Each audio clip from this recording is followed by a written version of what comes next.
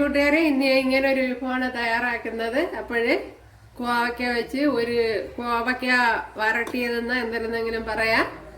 അപ്പോഴിതെങ്ങനെയാണ് ഒരു വ്യത്യസ്തമായ രീതിയിലാണ് ചെയ്യുന്നത്. അപ്പോൾ ഇതെങ്ങനെയാണ് തയ്യാറാക്കണേന്ന് നോക്കാം. ഹായ് കൂട്ടുകാരെ, സെലിം ബ്ലോസിലേക്ക് സ്വാഗതം. ഒരു 10-15 കോവയ്ക്ക എടുത്തിട്ടുണ്ട്. അപ്പോൾ കഴുകി ക്ലീൻ ചെയ്ത് വെച്ചിരിക്കുന്നതാണ്. ഇതിനെ ഒന്ന് കട്ട് ചെയ്തെടുക്കണം. ഞാൻ ഇവിടെ കോവയ്ക്കെല്ലാം അരിഞ്ഞ് എടുത്തുകൊണ്ട് വന്നിട്ടുണ്ട്, കണ്ടല്ലേ. അപ്പോൾ ഇതുപോലെ നല്ല നൈസായിട്ടാണ് അരിഞ്ഞെടുത്തിരിക്കുന്നത്. അവരവരെ ഇഷ്ടത്തിനൊക്കെ അരിഞ്ഞെടുക്കുക. മാക്സിമം ഈ എളുപ്പമുള്ള കോവയ്ക്ക നോക്കി എടുക്കുക.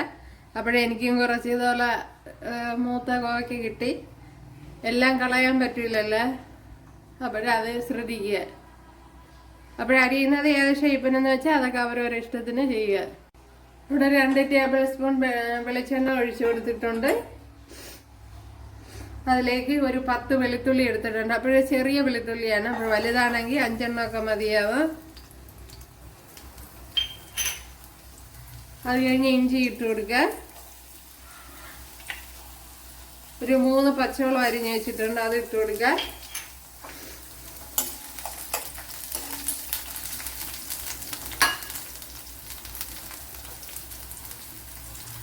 ശകലം കറി ലീവ്സ് ഇട്ട് കൊടുക്കുക. കറി ലീവ്സ് കഴുകിയിട്ടാണ് ഇട്ട് കൊടുത്തത്.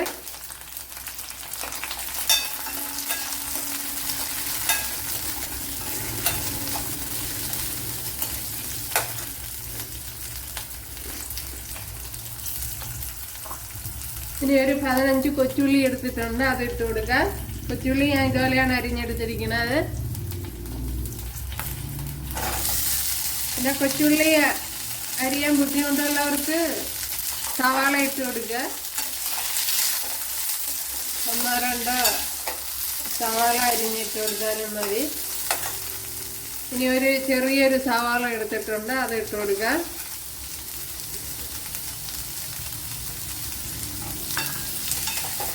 ഇനി ഉപ്പിട്ട് കൊടുക്കുക.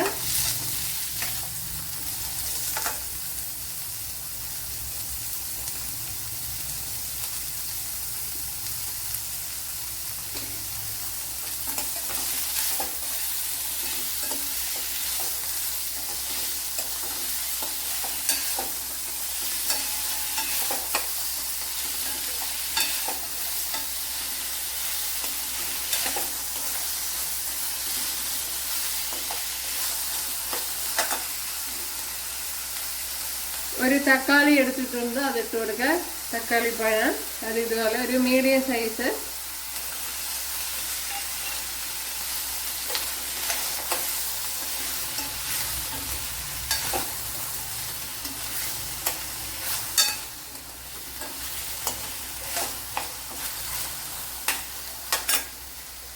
ഇനി കോവയ്ക്ക തട്ടിക്കൊടുക്കുക. കോവയ്ക്കയും വേവുള്ളതാണല്ലോ.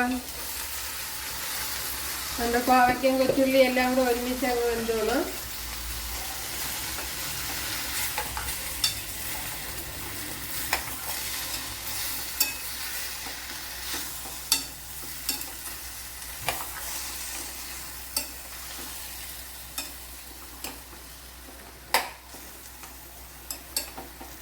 ഇനി ഒന്ന് അടച്ചു വെക്കാം. ലോ ഫ്ലെയിമിൽ ഒന്ന് അടച്ചു വെക്കണം.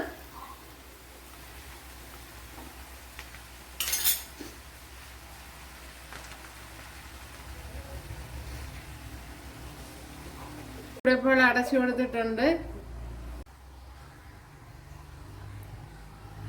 ഇവിടെ ഒരു 2 പിടി തേങ്ങയും ഒരു 5 വറ്റൽമുളകും എടുത്തിട്ടുണ്ട്.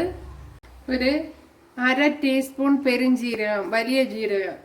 ഇതൊക്കെ 1/2 ടീസ്പൂൺ പെരുംജീരകം. 1 ടേബിൾ സ്പൂൺ മല്ലിപ്പൊടി.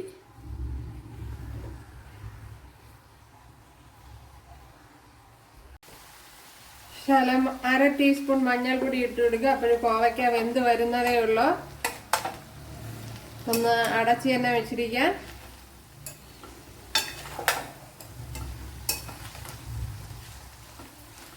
കുറച്ചുകൂടെ ഒന്ന് വേവണം.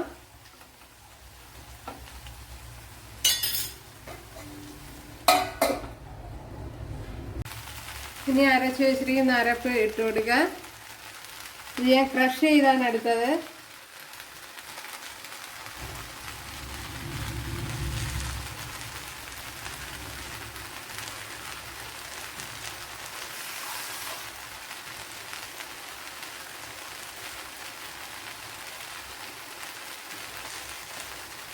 ശകലം വെള്ളം ഒഴിച്ചു കൊടുക്കുക. ജാറ് കഴുകി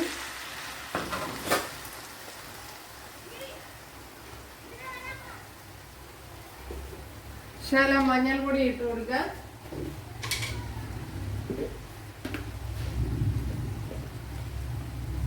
അതുപോലെ 1 ടീസ്പൂൺ കാശ്മീരി മുളക് പൊടി, അത് കളറിന് വേണ്ടിയാണ്.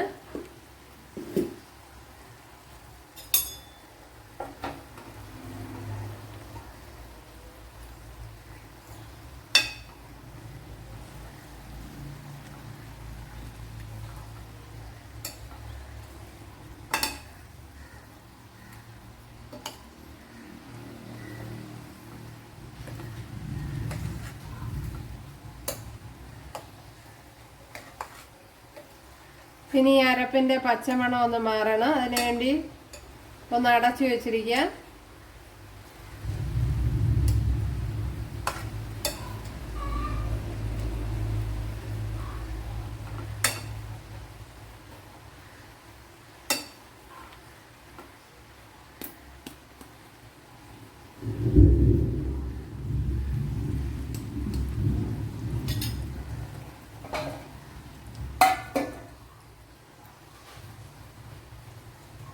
ഇവിടെ പുറത്ത് നല്ല മഴയാണ് കൂട്ടുകാരെ. അപ്പോൾ ഞാൻ ഇപ്പൊ അടപ്പ് തുറന്നു വെച്ച് ഇങ്ങനെ തോർത്തി എടുക്കുകയാണ്. കാരണം അരപ്പിന്റെ പച്ച ചുവയൊക്കെ നല്ലപോലെ മാറ്റിയെടുക്കണം. പിന്നെ നല്ലതുപോലെ വഴട്ടി നല്ലതുപോലെ കിണ്ടി തോർത്തി എടുക്കണം. നല്ലവണ്ണം വഴട്ടി എടുക്കണം, എന്നാലേ ആ ടേസ്റ്റ് കിട്ടുള്ളൂ. അല്ലെങ്കിൽ ആ ടേസ്റ്റ് കിട്ടില്ല. ഓക്കെ, അതുപോലെ കോവയ്ക്കൊക്കെ നല്ലപോലെ വെന്ത് ഉടയുകയും വേണം. അപ്പോഴതൊക്കെ ശ്രദ്ധിക്കണം.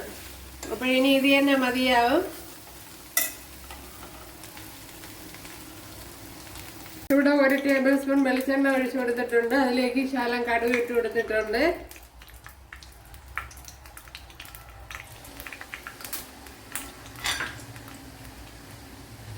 ഇതിലേക്ക് ഇത്രയും തേങ്ങ കൊത്ത് എടുത്തിട്ടുണ്ട്. അതിനെ ഒന്ന് വറുത്തെടുക്കണം.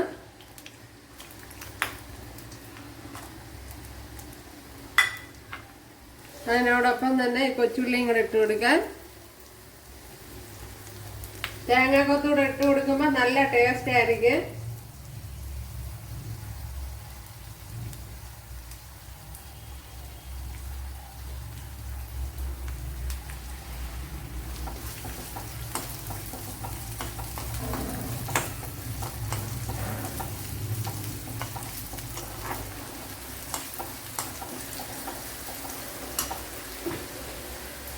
കണ്ടല്ലേ, നല്ല ടേസ്റ്റ് ഉണ്ട്. അപ്പോൾ നല്ലപോലെ വരട്ടി എടുക്കണം, എന്നാലേ ആ ടേസ്റ്റ് കിട്ടുള്ളൂ. അതുപോലെ തന്നെ പെരിഞ്ചീരവും കൂടി പോകാൻ പാടില്ല. നിങ്ങൾ എടുക്കുന്ന കോവയ്ക്കയുടെ അളവനുസരിച്ച് ഇപ്പം 10 എണ്ണമൊക്കെ ആണെങ്കിൽ എടുക്കണമെങ്കിൽ 1/2 ടീസ്പൂണൊക്കെ ഇട്ട് കൊടുത്താൽ മതി. കൂടിപ്പോയാൽ അതിൻ്റെ ആ ടേസ്റ്റ് മുന്നിൽ നിൽക്കും പെരിഞ്ചീരകത്തിൻ്റെ. അപ്പോഴതൊക്കെ പ്രത്യേകം ശ്രദ്ധിക്കണം.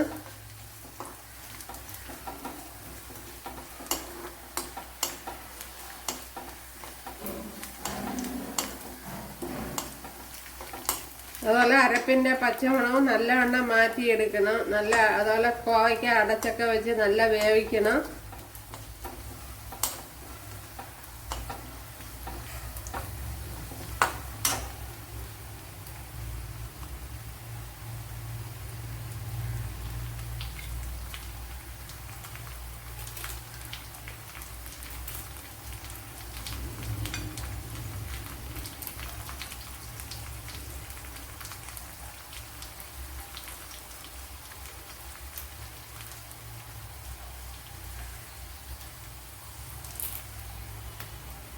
അപ്പോഴ് വറ്റൽമുളക് ഇട്ട് കൊടുത്തിട്ടുണ്ട്. ഇവിടെ തേങ്ങ മൂത്ത് വന്നിട്ടുണ്ട്. ഞാനിപ്പം തീ ഓഫ് ചെയ്തിട്ടുണ്ട്.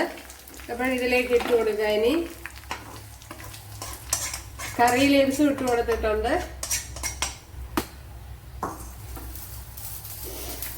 സൂപ്പർ ടേസ്റ്റ് ആണ്, ഒന്നും പറയാനില്ല.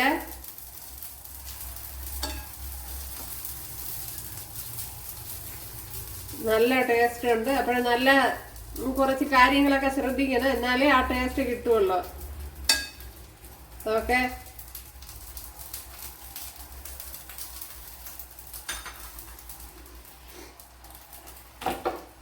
ഉണ്ടല്ലേ. അപ്പോഴെല്ലാവരും ചെയ്ത് നോക്കാം. ഇഷ്ടമായാൽ സബ്സ്ക്രൈബ് ചെയ്യാൻ എനിക്കൊരു സപ്പോർട്ടാവും. അപ്പോഴടുത്തൊരു വീഡിയോ ആയിട്ട് കാണാമെന്ന് പറഞ്ഞുകൊണ്ട് എല്ലാവർക്കും താങ്ക്സ്.